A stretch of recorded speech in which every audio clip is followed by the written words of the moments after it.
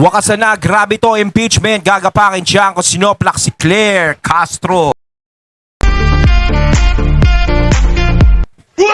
Ayan, syempre itong balitang ating matutunghayan ngayon ay nagmula kay Pinas Political News. At ito po ang inyong lingkod na si BT na magbibigay ng reaksyon at komento dito sa video na ating matutunghayan ngayon. At huwag na natin pagtagalin at sabay-sabay na nating panoorin ang laman ng video na hatid sa atin ni Pinas Political News at bibigyan natin ng reaksyon ang balitang ito. Pasok! So ito mga banateros, pakinggan natin at panoorin natin tong paglaglag or pagsupalpal ni Toby Tiangco mapatungkol dito kay kay Auntie Claire. Oo.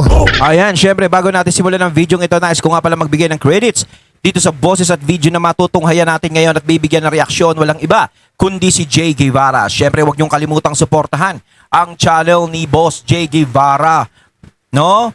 Mag-subscribe po kayo dyan at mag-follow mga katunay, ha? Syempre para maging updated tayo sa mga vlogs, reactions at sa mga balita na hinahatid sa atin ni Jay Guevara. Ipagpatuloy natin. Talagang nilalaglag niya na yung bataan ni Marcos Jr. Aba, bakit kaya So syempre bago natin to simulan, wag niyo kalimutan na i-like and share itong video na to para mapanood pa po ng iba pa natin mga kababayan. At eto Senator Marcoleta versus Garin. Walang power ang Dolly ba? Or sinupalpal ni Senator Marcoleta itong at tinawag na bulag ang gobyerno. Matindi to ha. Oh, talagang masyadong ginagalingan ni Senator Marcoleta kaya ka pinag-iinitan palagi. So siyempre ito, para lubos nyo pong maunawaan, ito po at ating panoorin. Kinabahan doon sa sinabi niya. Parang sinasabi niya, maglabas ako ng ebidensya doon sa mga congressman. Eh di ba, doon nga sa zona ng presidente, sinabi ng presidente, mahiya naman kayo. So, di ba, ibig sabihin, meron silang alam na anomalya. Ngayon, parang sinasabi ni Yuse Claire, ang ibig ba niya sabihin, wala silang mahanap na ebidensya doon sa mga sinabihan nila ng mahiya naman kayo? Eh, mas nakakakaba naman yata yun. Parang ano lang daw yun, false alarm lang. Para kasi nga nangyari doon sa mahiya naman kayo, ano lang yun, parang, syempre nakikita na nila yung galit ng tao, nararamdaman eh. Syempre, makikigalit-galitan ka na rin. Kailangan pala maging galit ako kasi nagagalit na yung taong bayan. Syempre, baka masisi ako. Kaya kailangan galit din ako. Kaya kayong mga nangungurakot dyan, mahiya naman kayo. Sa akin, dino-joke lang natin. Pero malay natin, baka ganun, di ba? Pero kung totoo naman yung sinasabi na mahiya yung mga nangungurakot na yan, talagang gustong maparusahan, hindi dapat hinarap na dyan kung sino yung dapat iharap. Eh, ang problema, hindi naman hinaharap kung sino yung dapat iharap. Yung mga hinaharap natin para mga unidentifying flying objects. Diba? Unidentified. Nabubulol ako. Based on her statement, mukhang yun ang lumalabas, no? Pangalawa, doon sa nakarang administrasyon, imbestigahan, wala naman akong problema sa accountability, di ba? Sinasabi ko nga, everyone has to be accountable but based on the same standards, di ba? Yun lang naman sinasabi ko eh. Alin mismo doon yung sinasabi kong fake news. Yung sinasabi kong tingin ko, papanagutin niya lahat, that is an opinion, di ba? So, kung hindi siya pabor sa opinion na yon, hindi naman ibig sabihin fake yun, di ba? So, sabi ko nga, let us just agree to disagree kasi mas importante sa akin dalawang bagay. No? Finailan ko na ng resolution to. Number one, mas importante sa akin, nag-file ako ng resolution na, naghahanapin ko lang yung resolution ha, para mabasa ko ng dalawang resolution ang final ko, di ba? Okay, doon sa sinasabi niya kumakampi ako kay VP Sara, hindi ako kumakampi. In fact, nag-file ako ng resolution 894 at sinasabi ko na bilisan na yung pag-resolba dito. Kaya, yan naman ang hirap sa kanila eh. Kapag nakita nila na gustong masolve yung problema ng bansa natin, halimbawa, yan sa mga flood control projects, sa mga kurakotonaya, sa mga ganyan, yung tipong nilalabanan, yung tipong gusto namin magkaroon ng resulta, gusto namin magkaroon ng patutunguhan. Ang problema, katulad ng mga ganito ni Congressman Toby, gusto niya ma-resolve ba yan? Gusto niya matapos yung usapin na yan? Kung maparusahan, kung sino yung dapat maparusahan. Ang problema, ang iniisip nitong mga to, na mga, ayan, Auntie Claire, kapag nagsalita ka ng ganyan, kumakampi ka kay Sara Duterte. Yan. Yan ang hirap. Kapag may mga lumalabas bang ganyan, kuwari, concern lang ako sa nangyayari sa bansa natin, na gusto kong mapanagot kung sino yung mga dapat mapanagot, yung mga binabanggit ng mga testigo. Diba? Ibig sabihin, kay Sara Duterte ka, no? Ganun agad? Ganun agad? Hindi ba pwedeng concern lang ako sa nangyayari sa bansa natin at concern lang ako, di ba, sa taong bayan? Di ba? Ang hirap pala maging concern ka sa bansa mo at sa mga tao. Kasi pag-iisipan ka na Duterte agad. So, ibig sabihin, parang sinasabi nyo na kapag gumagawa ka ng kabutihan, Duterte talaga ang mangunguna. Kasi kinakalaban mo eh. Kapag kinalaban mo, ang katiwalian, sasabihin nila, Duterte ka, no?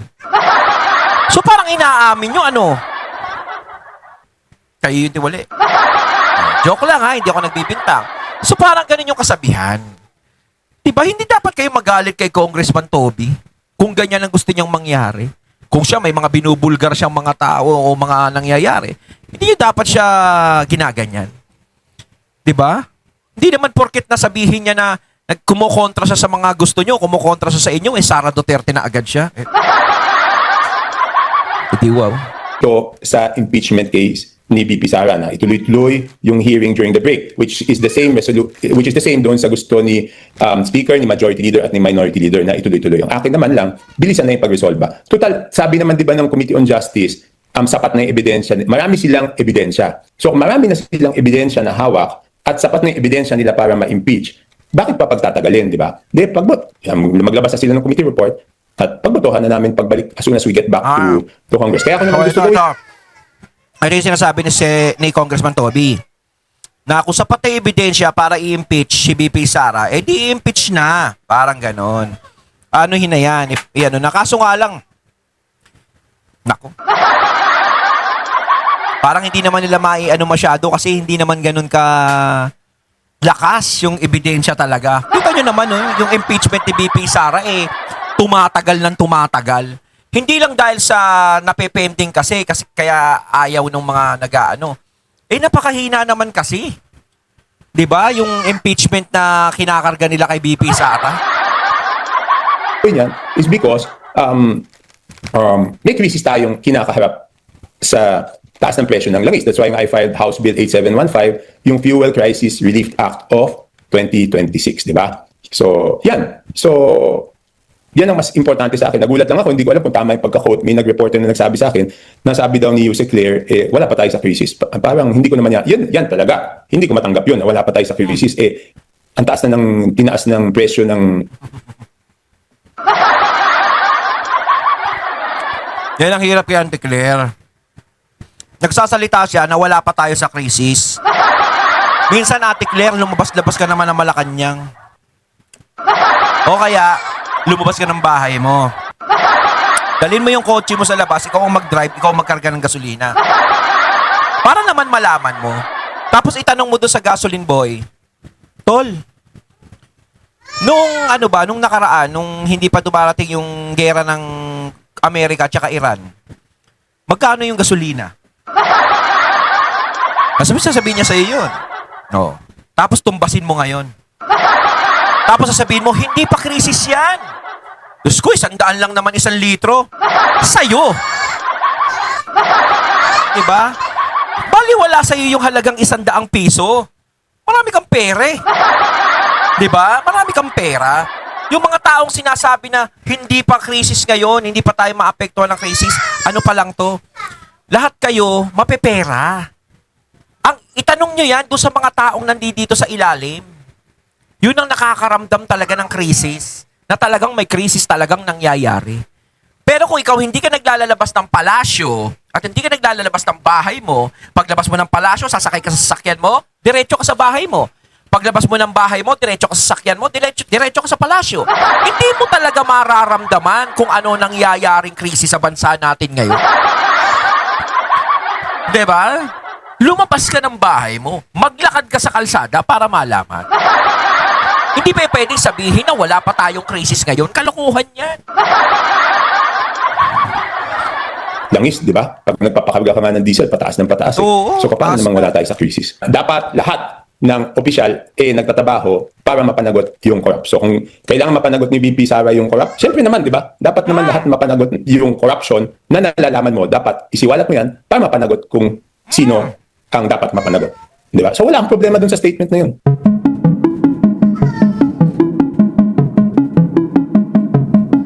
I have not talked to her. Ganito ha, ilagay natin sa tamang konteksto ha. Ang sabi ko noon, kung yung mga hindi pa napapanagot ngayon sa flood control projects ay hindi mapapanagot hanggang sa pagtapos ng termino ng Presidente Marcos, siyempre, ayaw nila maging presidente si Sara kasi si Sara, for very obvious reasons, no? For very obvious reasons, Sapol sila dyan hindi nila maaareglo, di ba? So, ano naman yung hindi totoo doon sa sinabi ko? I said that is an opinion, di ba?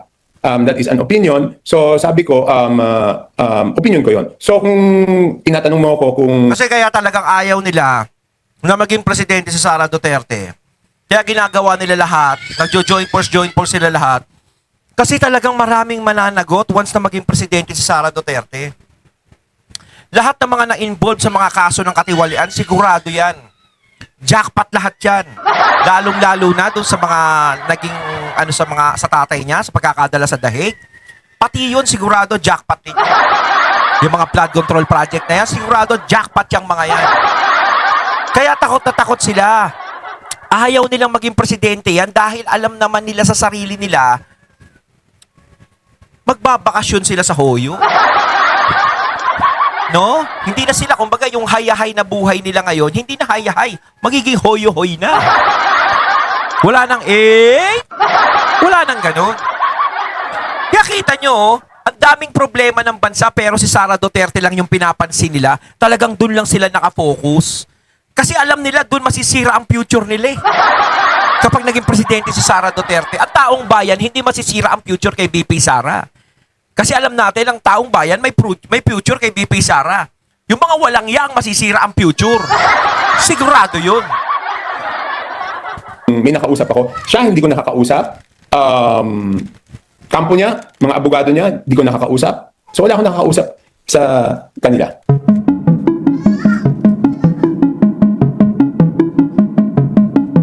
Yes. Okay, ang context ulit nun, sabi ko, may mga nag-i-impeach na out of principles, di ba? Bayan, makabayan, grupo ni Kiko D, yan, wala naman silang mga flood control issues, no? Pero sa likod nun, may mga nagtatago talaga na gusto lang nila maiwasan yung accountability, di ba? Okay, tingnan natin, yung sinabi ni Presidente BBM na mahiya naman kayo, di ba? Agree naman lahat na ang sinasabihan nun, yung mga nakandoon sa sa loob ng SONA nung panahon na yon, di ba? So, ibig sabihin, meron talagang dapat din makasuhan na mga kasamahan namin. Di ba sila mga rin na nagsabi, hindi naman ako yung nagsabi na may big fish na makukulong, di ba? Ang unang binigay na deadline yata nun was December 15. So, alam din nila na dapat may managot doon sa mga kasamahan namin. Alam nga naman na umamin sila, di ba? Why will they admit? I think the more important... Wala na mga amin sa kasalanan nila. Hindi naman kasi simpleng problema lang yan na nagpipiso-piso lang. Pero kung milyon-milyon ang involved, wala nga amin dyan. Cross finger lahat yan.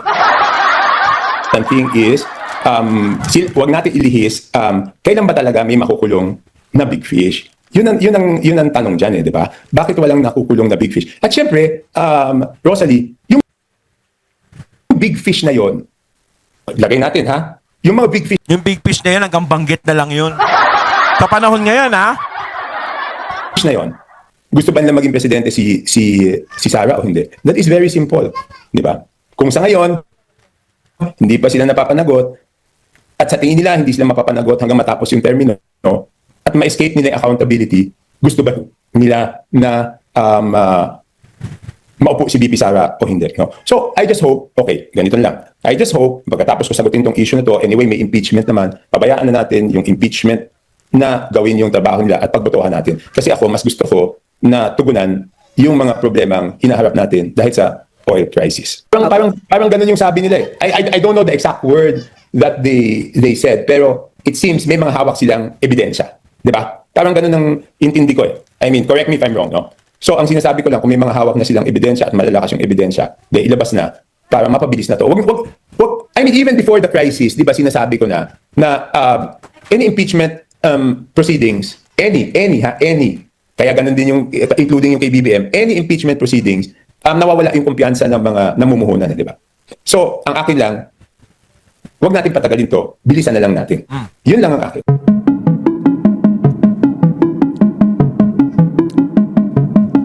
Hindi, sa akin nga base yan doon sa, akin, isa lang, there is no other consideration. Isa lang ang consideration ko, magiging base doon sa ebidensya na ilalabas nila kung may ebidensya ba or wala. Yun ang main consideration. Kaya tingin nyo, may ebidensya ba? Wala talaga. Doon sa impeachment ni BP Sara. Malakas ba ang ebidensya o mahina? Ako talaga 100% napakahina. Pinapalakas lang yan kasi nag-aano sila eh. Nagjo-join force. Malakas lang yung loob nila, hindi malakas yung ebidensya.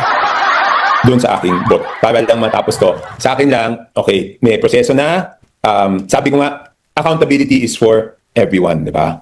So, sa akin, kung may ebidensya na, then ilabas na yung mga ebidensya, ituloy na yung mga hearings, which I think itutuloy na, may 4 na schedule yata. So, maganda yon. So, baka naman pagdating namin sa pag-resume sa May 4, baka pwede nang pagbotohan. Because, again, I will be consistent with my previous stand na ang impeachment, kahit anong klaseng impeachment, nakakababa yan ng kumpiyansa ng mga namumuhunan. And it is not an issue we need at this time. Di ba? So, mas lalong mapabilis natin, mas mabuti, at mag-concentrate na tayo doon sa... Kasi sa totoo lang, yung impeachment na yan, lagi natin pinag-uusapan dito yan. No, yung impeachment na yan, walang silbi yan. Wala talagang silbi. Bakit ko nasabi? Matanggal nila si BP Sara. Lagi din natin pinag-uusapan yan. Matanggal nila, hindi na makatakbo. Lagi ko sinasabi, sa tingin nyo ba, wala ba silang plan B? Diba? Kung ang mga gusto mag-impeach kay BP Sara ay merong alas, sigurado ang mga Duterte meron ding alas. Diba? Kung hindi man makakatakbo si Sara Duterte, sigurado ba sila na walang tatakbo sa panig ng mga Duterte sa 2028? Wala silang itutulak sa tingin nila? At yung itutulak ng mga Duterte sa tingin ba nila mahina lang? Hindi. Dahil lahat ng mga botong makukuha ni BP Sara dapat sa 2028 kung siya ay mai-impeach, siguradong malilipat doon sa tao na i-endorso nila. Diba? Yun ang hindi nyo naisip o hindi nyo iniisip, nakafocus lang kayo kay Sara Duterte. Kaya kung tutuusin, yung impeachment na yan walang silbi. At kung sakasakali na ang maging presidente ay galing sa mga Duterte, sa tingin nyo ba yung impeachment na yan hindi makakaano kay BP Sara? Hindi maaano kay BP Sara? Pwede mawala yung impeachment na yan Diba? Kaya walang silbi yan. Nagpapagod lang kayo sa ginagawa nyo. Bakit hindi nyo nalang labanan si BP Sara sa eleksyon? Kung gusto nyo siyang matalo, gumawa kayo ng kabutihan sa mga tao. Ipakita nyo na karapat-dapat kayo. At hindi karapat-dapat si BP Sara. Ganun ang gawin nyo. Maglingkod kayo. Kaysa inuubos nyo yung oras nyo sa pag-aano ng impeachment dahil wala naman talaga silbi yan. Kahit paulit-ulit yung tanggalin si BP Sara, paulit-ulit din silang may i-endorso sa 2028. Issue ng crisis. Mas nababahala ko kaysa doon sa mga komentaryo niya na sinabi sa akin, mas gusto kong mag-react at mas nababahala ko doon sa sinabi niya, kung tama yung sabi sa akin ng isang reporter na sinabi niya, wala pa tayo sa crisis. Kasi parang ang pananaw ko talagang nasa crisis na tayo at dapat gumawa ng paraan para maibsan yung epekto sa ating mga kababayan. So, yun lang.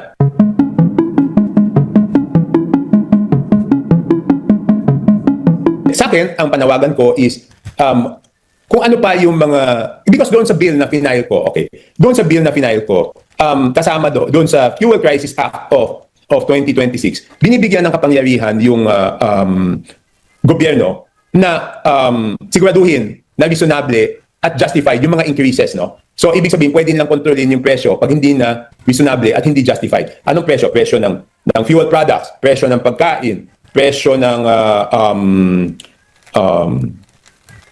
presyo ng utilities, kuryente, tubig, internet. So, number 1 yan. Number 2, di ba nagkakaroon ng pagtatalo ngayon tungkol doon sa fare increase, di ba? So dito, may kapangyarihan yung gobyerno, both national and local government, na makipag-partner o sila na lang ang umupa ng mga jeep, tricycle, TNVS, para gobyerno na ang sasalo doon sa dagdag na gastos at hindi na i-charge sa mga sasakay dahil libre sakay na to. So yun yung ibang mga panukala ko, no? At madami pang ibang panukala dito para maibsan yung epekto doon sa ating mga kababayan, no? So, yan, kung mayroong mga bagay na ganon, sana tumawag sila ng special session para matugunan. Pero ang problema, if Yusek Claire says wala pa tayo sa crisis, parang ang hirap naman ng sitwasyon. Ayun, natating natungayan ng video na nagmula kay Pinas Political News. At syempre natungayan natin ng boses at video na binigyan natin ng reaksyon na nagmula kay Jay Guevara at kay Congressman Toby Chanco. Kayo mga katunay, anong masasabi nyo tungkol dito? Comment lang po kayo sa comment box. So once again, I'm BT and I'm out. Peace.